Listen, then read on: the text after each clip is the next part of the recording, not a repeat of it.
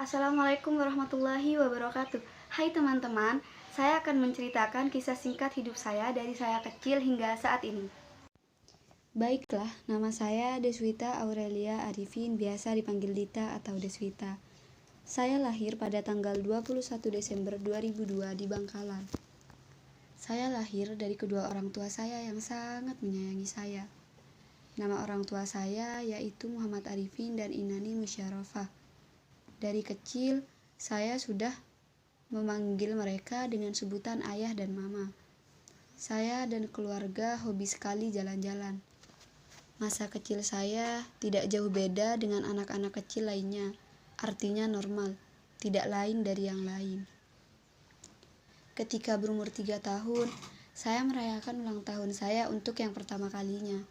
Ulang tahun itu sangat berkesan bagi saya karena banyak sekali keluarga yang hadir. Lalu, saat saya berusia 5 tahun, kedua orang tua saya menyekolahkan saya di TK yang dekat dengan rumah, yaitu TK Kartini 1. Saat TK, mungkin tidak terlalu banyak hal menyenangkan yang saya alami, karena pada masa itu saya hanya punya satu teman dan dia selalu mengganggu saya. Yang tidak pernah saya lupakan saat masa itu yaitu ketika saya memiliki kotak pensil baru, namun teman saya satu-satunya ini malah mencoret kontak pensil saya. Tapi tidak apa-apa. Jika diingat kembali, itu sangat berkesan buat saya dan tidak dapat dilupakan. Nah, setelah lulus TK, saya masuk ke SD Negeri Pejagan 3. Sekolah SD saya juga sangat dekat dengan rumah. Namun saya manja sehingga selalu diantar saat berangkat sekolah.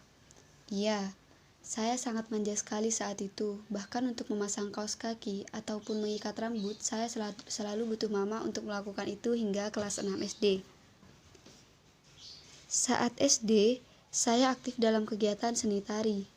Saya pernah mengikuti lomba tari ataupun hanya nampil saat ada acara sekolah. Saya memiliki banyak sekali teman pada masa sekolah dasar. Setelah 6 tahun berlalu, saya melanjutkan sekolah saya di SMP Negeri 2 Bangkalan. Saat SMP ini, saya aktif mengikuti organisasi OSIS dan saya menjabat sebagai pengurus OSIS selama 2 tahun. Menurut saya, mengikuti organisasi itu sangat menyenangkan karena saya dapat mengikuti banyak hal. Nah, pas awal masuk SMP nih, saya rajin banget. Tapi saat tahun kedua, saya sudah mulai sedikit bandel. Masa SMP ini cukup menyenangkan buat saya. Bisa merasakan kekompakan dengan teman dan keseruan dengan teman. Bahkan ketika jam kos, biasanya kelas rame dan selalu menjadi seru walaupun sering mendapat teguran dari guru.